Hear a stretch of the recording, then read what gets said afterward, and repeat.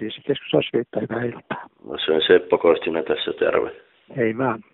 Mulla on nyt sellainen tilanne, että mulla on ihan järjetön rapula päällä, että eilen tuli joutuu baarissa, niin mikähän tämä voisi auttaa?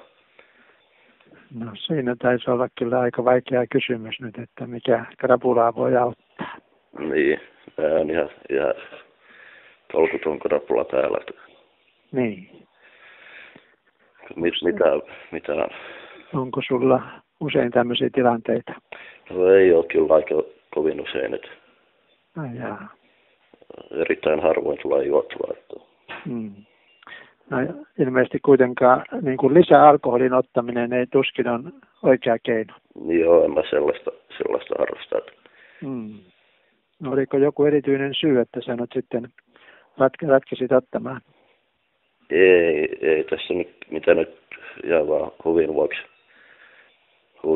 ei mä päätin ottaa, kun oli tylsää. Niin. Asut sä yksin? Joo. Joo. Mikäs tällaisen krapulaa voisi auttaa? No, sitä pitäisi ilmeisesti niin kuin yrittää etsiä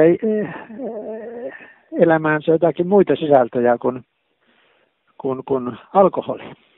Niin, no. Enpä mä nyt juo kuin kerran kuukaudessa. Aha. Joo, no se oli kuitenkin ihan tämmöistä humalahakuista juomista, niinkö? Joo, kyllä.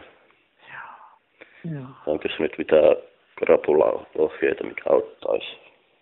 No mä en osaa kyllä tähän sanoa oikeastaan mitään. Itsellä ei ole kokemusta. No täytyy yrittää jostain muualta sitten. Niin. No kiitos. Kiitos, hei hei.